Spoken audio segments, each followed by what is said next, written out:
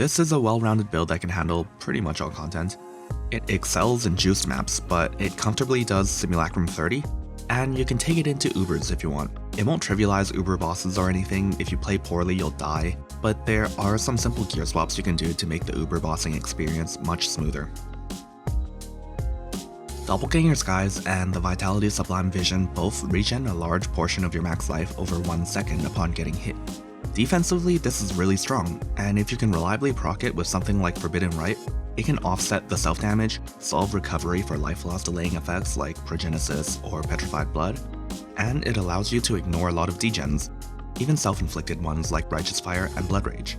However, we don't actually care about any of that, because we're using Calm's Spirit to convert all that life regen into rage. The idea behind this build was to use Forbidden Rite as a main skill to proc the regen on hit mechanic to consistently generate large amounts of rage to sustain like 90% uptime on Berserk, giving us a huge boost in speed along with some extra damage and survivability. The downside of using Sublime Vision, especially for a low value aura like Vitality, is that you can't use any other auras. So defenses are kind of tricky since these days they're mostly aura based. Armor and Evasion with Grace and Determination and damage shifting combined with max reds using Purities is pretty popular. Luckily, the body armor we're using, Doppelganger Skies, is a great standalone defensive option. In addition to the regen on hit which stacks with Sublime Vision, we also get a nice chunk of much needed defense against physical damage.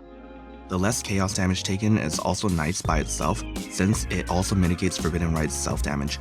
But since we're using Divine Flesh, it also helps against incoming elemental damage, which is partially converted to chaos.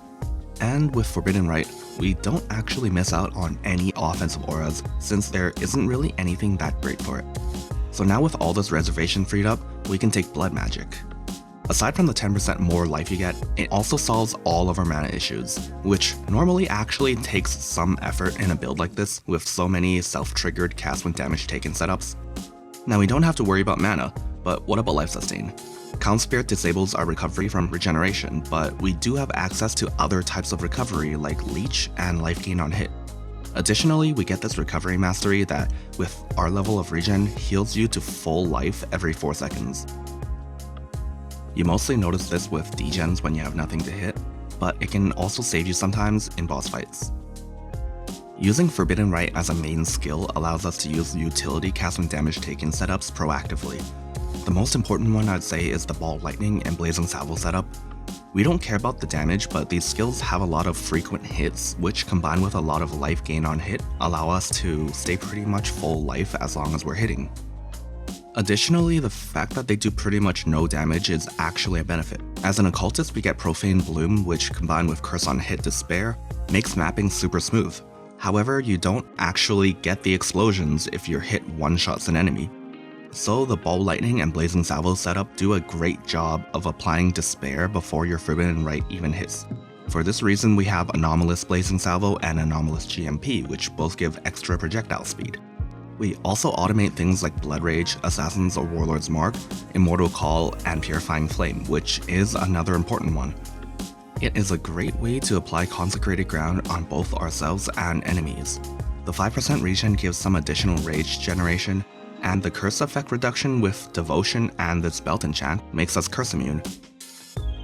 And with Bottled Faith, you get a nice little damage boost and a big chunk of crit chance. And since we're using Rational Doctrine, the Consecrated Ground effect lingers for 4 seconds, so it pretty much has full uptime. This build uses the classic Occultist Power Charge stacking Badge of the Brotherhood combo.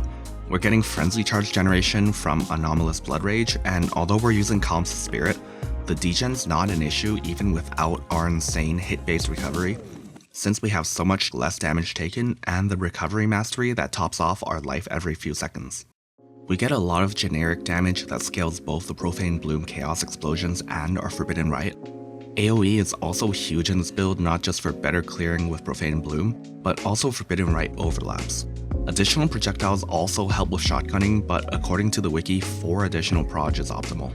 In addition, getting more life also gives a little more damage, so make sure you pick up all the high value life passives.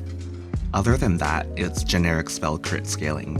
Berserk gives some more spell damage with quality, but we're mostly just using it for the speed. This build is actually able to get a lot of quality of life immunities that make it defensively very consistent. The combination of a Crucible mod on my shield and Storm Shroud gives ailment immunity.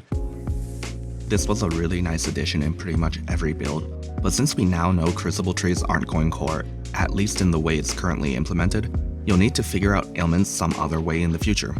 Honestly, you only really need freeze immunity, followed by shock and then chill. The other stuff is nice, but not overall too detrimental without it. With a corrupted implicit on doppelgangers guys along with 2 masteries, you're crit immune, which is always really nice. This belt enchant and devotion give curse immunity, but it wasn't really something I was aiming for initially. It was just something I settled on because I was running my own belt enchants. These immunities allow us to ignore a lot of map mods, and subsequently simulacrums are pretty easy, especially with the other mechanics in this build. Being a chaos based build, we can ignore reflect, and since we're blood magic and our recovery doesn't rely on life regen, you can do no regen maps too. Although it prevents you from getting rage, so it might be one of the things you'd actually roll over.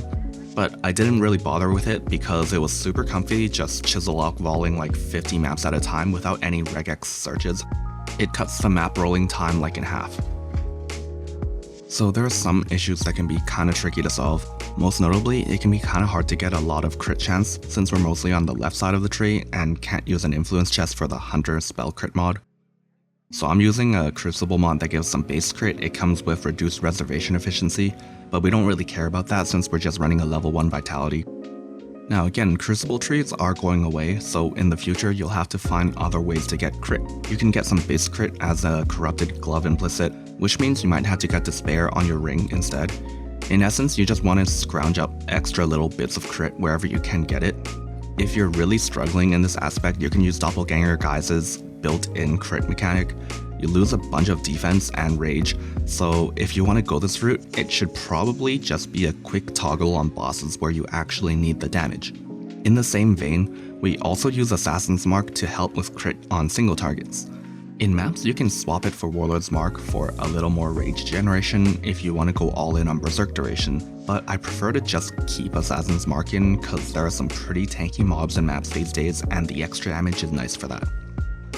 By the way, we're anointing Whispers of Doom for this, which is actually a pretty decent opportunity cost since we're missing out on a power charge.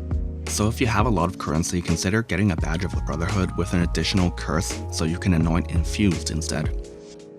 Other things you'll need to figure out are res and attributes. You want to make sure your resistances are capped without endurance charges because Immortal Call constantly consumes them.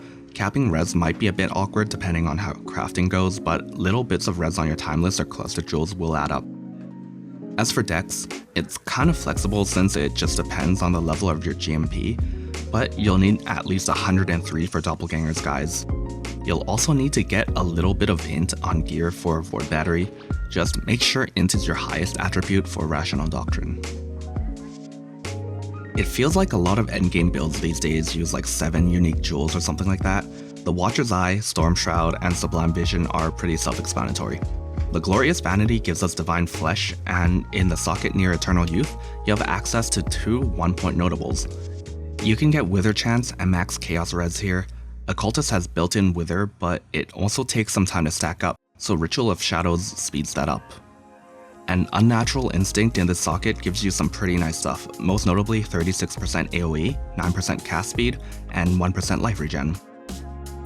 As mentioned earlier, Rational Doctrine allows you to permanently maintain Consecrated Ground, but also it's a pretty good chunk of damage with the Profane Ground. And lastly, we're actually able to run an Inspired Learning here without taking any useless passives, which is really nice for mapping. Just be careful when you get Soul Eater. You can kill yourself in-game really quickly if you're not hitting monsters. In boss fights, you can just swap it out for Immutable Force, so you don't get stunned and get hit by something you need to avoid. So you can just leave everything as is and do all content. Ubers are still mostly a skill check though, like with most builds. But there are some things you can do to make Uber bosses easier. As mentioned, you can swap out Inspired Learning since it does nothing in boss fights. You can actually also replace Calm Spirit with Soul Ascension. I know people meme on these gloves for taking 50 seconds to stack up fully, but like most builds take over a minute on Uber bosses anyway, and the thing is, you don't even need to fully stack the Soul Eater for it to be insane. Even at 20 stacks, that's 100% increased cast speed. Now, Calm Spirit gives some fire res and Soul Ascension gives chaos, so you might need to shift around some of your crafted res when you switch them out. Obviously, you can ignore this if it's for a boss that doesn't do fire damage. Oh, by the way, make sure you unspec the mastery that disables your recovery from regen.